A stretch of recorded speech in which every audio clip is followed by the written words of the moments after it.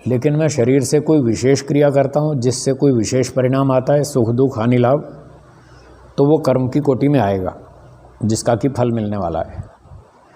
ऐसे ही वाणी से भी ये दोनों बातें लागू होंगी, सामान्य चेष्टा और विशेष चेष्टा।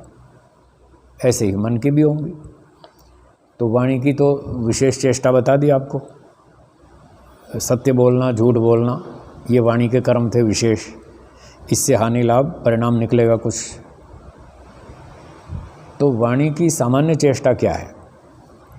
वाणी की सामान्य चेष्टा है, एक व्यक्ति अपने कमरे में बैठा है अकेला, और बैठा चुपचाप किसी दूसरे से बात नहीं कर रहा, अकेला ही बैठा है और थोड़ा सा ऐसे गुनगुनाने लगा बैठे बैठे।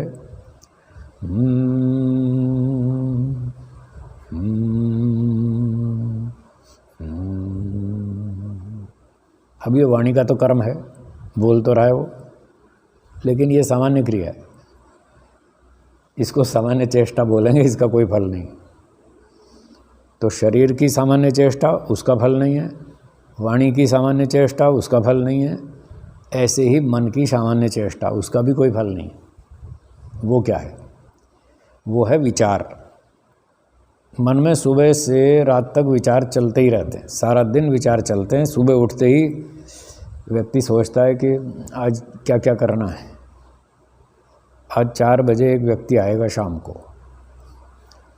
तो वो है तो गड़बड़ आदमी, अच्छा तो नहीं है। फिर उसको मूर्ख बनाएं कि नहीं बनाएं, ऐसे विचार आया। तो जब तक मन में 2 विकल्प हैं, उसको मूर्ख बनाएं या न बनाएं, तब तक इसका नाम है विचार। ये कर्म नहीं है अभी, ये मन की सामान्य चेष्टा है, इसका फल नहीं मिलेगा। झूठ बोलूं या ना बोलूं, इसका फल नहीं मिलेगा। ये मन की सामान्य चेष्टा है, इसको विचार कहते हैं। तो विचार का फल नहीं होता, कर्म का फल होता है। तो ऋषियों ने, विद्वानों ने ये समझाया कि जब तक 2 विकल्प रहेंगे मन में, झूठ बोलूं या ना बोलूं, सच बोलूं या झूठ बोलूं, दान दूं या ना दूं, चोरी करूं या ना करूं, धोखा दूं या ना दूं, जब तक ये 2 विचार रहेंगे तब तक वो कर्म नहीं बना, उसका फल नहीं मिलेगा। ये सामान्य चेष्टा है। और जब आप 2 में से एक निर्णय ले लेंगे कि ऐसा करूँगा, जब ये मन में निर्णय कर लिया कि ऐसा करूँगा, अब ये कर्म बन गया। ये मन की विशेष चेष्टा है, इसका फल मिलेगा। यज्ञ करूँगा, इसका फल मिलेगा। ये मन की विशेष चेष्टा है, ये मानसिक कर्म कहलाता है। तो मैं ईश्वर को मानता हूँ, ये मानसिक कर्म है, आस्तिकता बोलते हैं इसको। तो मैं समाज की सेवा करूँगा, दूसरों को सहयोग दूंगा, रोगियों की मदद करूँगा, अज्ञानी लोगों का अज्ञान दूर करूँगा, लोगों को अच्छी सलाह दूंगा। इस प्रकार के जो मानसिक निर्णय हैं, जो हम मन में डिसीजन ले लेते हैं, ये मानसिक कर्म है, इसका फल मिलेगा। और अगर गलत निर्णय लिया, चोरी करूँगा, झूठ बोलूँगा, धोखा दूंगा, उसकी खिल्ली उड़ाऊँगा, उसका मजाक उड़ाऊँगा, मन में ऐसा प्लान किया, तो ये मानसिक बुरा कर्म हो गया, इसका भी दंड मिलेगा। इस प्रकार से महर्षि जी कहते हैं मन, वाणी और शरीर, तीनों प्रकार से जो चेष्टा विशेष की जाती है वो कर्म कहलाता है। ये फल देने वाले कर्म हैं। तो इनकी चर्चा मनुस्मृति में है, सांख्य दर्शन में है, योग दर्शन में है, न्याय दर्शन में है। ये सारा यम नियम का विधान, ये सब कर्मों की चर्चा है। तो ये हो गए 3 साधनों से किए जाने वाले कर्म, मन, वाणी और शरीर से। अब इसके 3 भेद बताए महर्षि जी ने, शुभ, अशुभ और मिश्र, यानी मिश्रित कर्म। ये 3 प्रकार का कर्म है।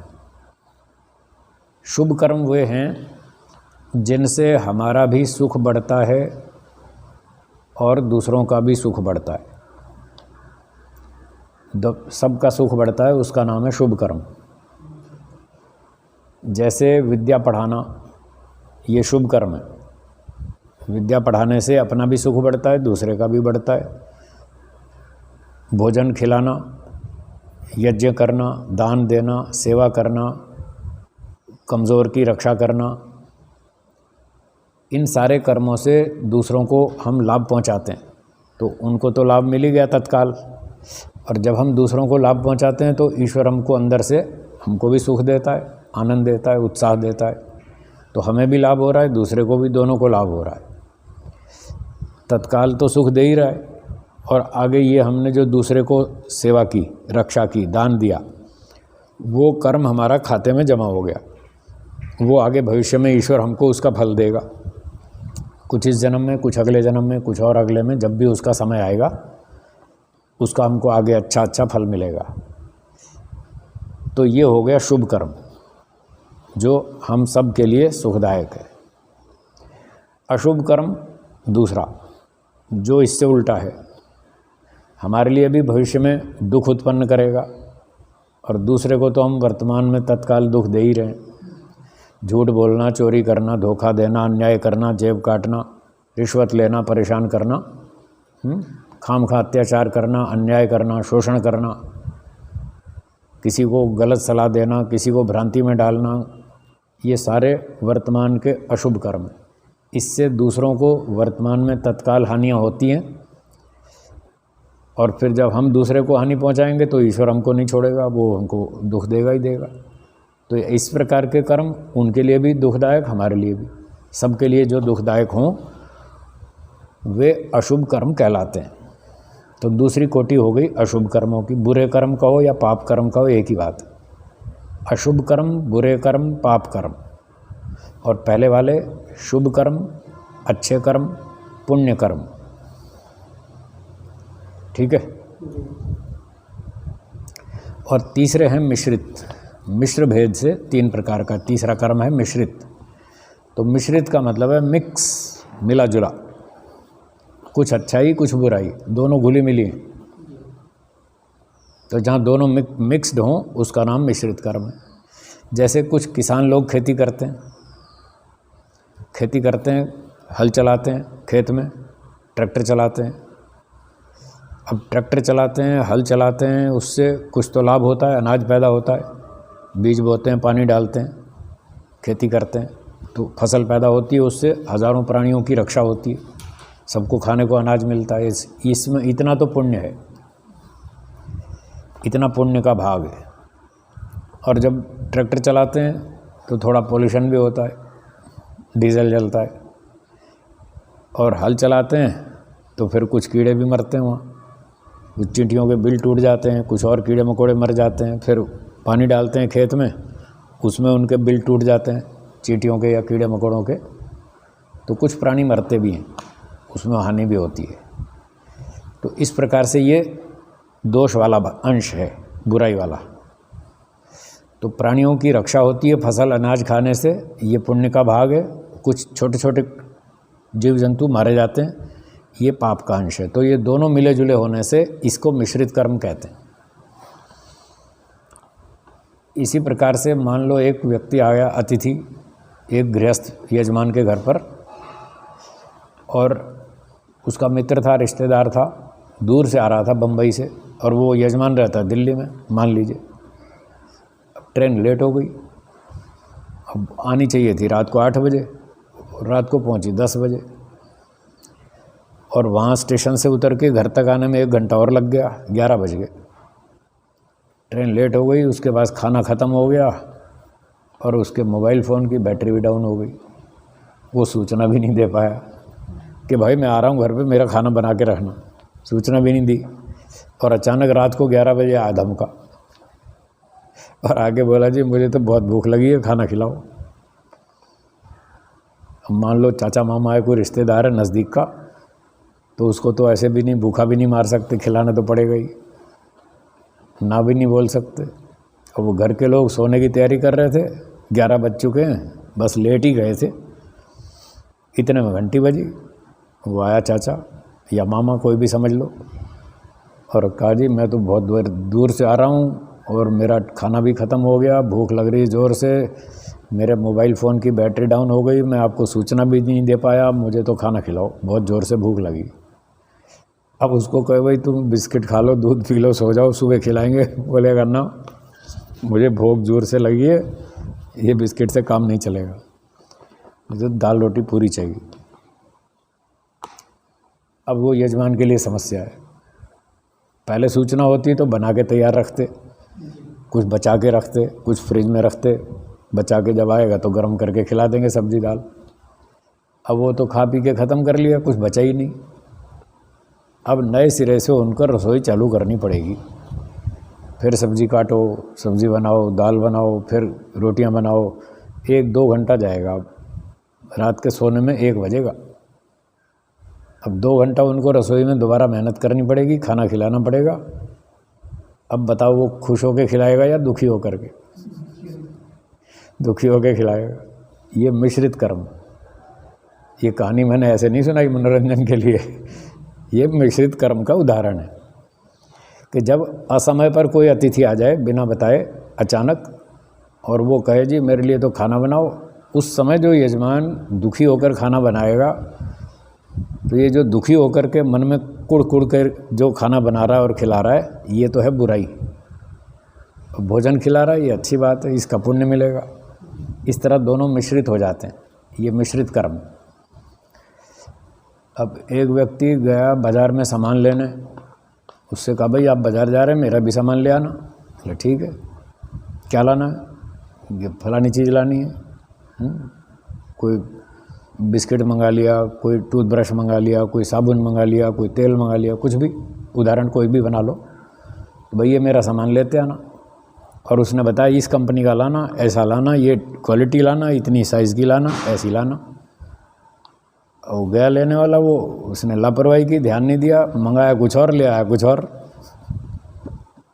तो उसने देखा ये क्या ले आए, मैंने जो कहा था तुमने वो तो लाए नहीं, उल्टा सीधा ले आए। तो फिर अब उसने काम भी किया, सेवा की, ये तो अच्छी बात है, पुण्य मिलेगा इसका, पर उसके मनपसंद नहीं किया, इतना दोष हो गया। तो इसको मिश्रित कर्म कहेंगे। तो इस प्रकार से जब हम सेवा करते हैं, कार्य करते हैं, तो उसमें कुछ अंश अच्छाई का होता है, कुछ बुराई का होता है, वो मिला जुला कर्म होता है, उसको मिश्रित कर्म कहते हैं। तो ये 3 तरह के कर्म हुए। महर्षि दयानंद जी कहते हैं वेदादि शास्त्रों में ये 3 प्रकार के जो कर्म हैं। अब इसके साथ साथ एक बात प्रासंगिक रूप से और बता दें, ये जो 3 कर्म हैं ये सकाम कर्म कहलाते हैं। क्या कहलाते हैं? सकाम कर्म। सकाम कर्म उसको कहते हैं जिसमें कामना सहित हो। सकाम, कामना सहित। कौन सी कामना? सांसारिक सुख की कामना। जिस कर्म के साथ मन में सांसारिक सुख की कामना हो उसको सकाम कर्म कहेंगे। कामना तो कोई ना कोई तो होगी ही, कामना करना तो जीवात्मा का स्वभाव है। एक उपनिषद में लिखा है काममयो ही अयम पुरुष इति। ये जो पुरुष है जीवात्मा, ये काममय है, कामनाओं से भरा पड़ा है, कामनाओं का पुतला है। जैसे कहते हैं ना इंसान तो गलतियों का पुतला है, ऐसे कामनाओं का भी पुतला है, इसमें सर से पांव तक कामनाएं भरी पड़ी। तो कामना तो स्वभाव ही है इसका, उससे तो छूट ही नहीं सकता, कामना तो रहेगी। पर ये 2 प्रकार की कामनाएं हैं। एक है सांसारिक सुख की कामना और दूसरी है मोक्ष सुख की कामना। थोड़ा सा दोहराइए, पहली कौन सी और दूसरी? ये 2 तरह की कामनाएं हैं। जब व्यक्ति सांसारिक सुख की कामना से कर्म करता है, यज्ञ करता है, दान देता है, सेवा करता है, विद्या पढ़ाता है, प्रचार करता है, जो भी अच्छे अच्छे काम करता है, ये तीनों तरह के कर्म करता है, अच्छे बुरे मिश्रित। यदि इन तीनों कर्मों का उद्देश्य सांसारिक सुख प्राप्ति है तो ये सकाम कर्म। और जब मोक्ष सुख की कामना हो, वो इच्छा हो, तो फिर ये निष्काम कर्म कहलाएगा। यहाँ निष्काम का मतलब सर्वथा कामना रहित ऐसा नहीं है, क्योंकि सर्वथा कामना रहित तो हो ही नहीं सकता। अभी तो बताया था काममयो ही अयम पुरुष, ये तो कामनाओं का तो पुतला ही है, तो कामना कभी नहीं हटेगी। और अगर अगली बात कह दूं तो पता नहीं आपके जचेगी या नहीं जचेगी। कामना तो ईश्वर में भी है, ईश्वर में भी कामनाएं हैं। एक व्यक्ति ने पूछा ईश्वर में भी कामना है? मैंने कहा हाँ। कौन सी कामना है? मैंने कहा परोपकार की कामना है। ईश्वर के अंदर भी तो इच्छाएं हैं ना। इच्छा तो चेतन का लक्षण है। आत्मा चेतन है, उसमें इच्छाएं हैं। ईश्वर चेतन है, उसमें भी इच्छाएं हैं। अब इच्छाएं दो तरह की हैं, एक स्वार्थ की, एक परोपकार की। आत्मा में दोनों इच्छाएं हैं, स्वार्थ की भी है, परोपकार की भी है, दोनों हैं। ईश्वर में एक है, परोपकार वाली। तो ईश्वर में परोपकार की इच्छा है, स्वार्थ की नहीं है। तो जीवात्मा में स्वार्थ की तो इच्छा है ही, वो तो स्वभाव है उसका। जब भी वो कर्म करेगा तब या तो सांसारिक सुख की इच्छा करेगा या मोक्ष सुख की इच्छा करेगा। जब मोक्ष की इच्छा होगी तो सांसारिक सुख की इच्छा नहीं होगी। तो निष्काम का मतलब है जब सांसारिक सुख की कामना न हो वो निष्काम है, और जब सांसारिक सुख की कामना हो तो सकाम है। ये सकाम निष्काम की परिभाषा महर्षि दयानंद जी ने ऋग्वेदादि भाष्य भूमिका में लिखी है। उन्हीं के प्रमाण से कह रहा हूँ, अपनी ओर से नहीं कह रहा। तो ये तीन प्रकार के कर्म सकाम हैं, और इन्हीं तीन में से जो एक वाले पहले वाले कर्म, अच्छे कर्म, पुण्य कर्म, वही कर्म निष्काम बन जाएंगे। वो कोई अलग कर्म नहीं है, कर्म यही है। इन्हीं में से जो पहले वाले हैं शुभ कर्म, जिससे हमारा सुख भी बढ़े, दूसरे का भी, दोनों का सुख बढ़े, वो यदि सांसारिक सुख की प्राप्ति की भावना से किया तो सकाम हो जाएगा। वही कर्म यदि मोक्ष भाव की प्राप्ति की भावना से किया तो वही निष्काम हो जाएगा। तो एक व्यक्ति दान देता है, एक व्यक्ति प्रचार करता है, वेद पढ़ाता है, दर्शन पढ़ाता है, उपनिषद पढ़ाता है, और वो ये चाहता है मुझे इसके बदले में मोक्ष मिल जाए, मुझे धन सम्मान की इच्छा नहीं है और कुछ नहीं चाहिए, भोग संपत्ति कुछ नहीं चाहिए, बस मोक्ष चाहिए। तो यही निष्काम कर्म हो जाएगा। तो ये अब तीन तो ये थे सकाम, और एक ये चौथा हो गया निष्काम। कुल मिलाकर 4 तरह के कर्म हुए। इनकी चर्चा योग दर्शन के चौथे पाद में है। कर्मा शुक्ला कृष्णम योगिनः त्रिविधम इतरेषाम, सूत्र आपने पढ़ा ही। तो योगी के कर्म निष्काम होते हैं, अशुक्ल अकृष्ण, उसमें सकामता नहीं है बिल्कुल, बुराई भी नहीं और अच्छाई भी नहीं, सकामता नहीं है, इसलिए वो अशुक्ल अकृष्ण। और इतरेषाम त्रिविधम, बाकी सांसारिक लोगों के 3 प्रकार के कर्म होते हैं। इस प्रकार से 4 तरह के कर्म हुए।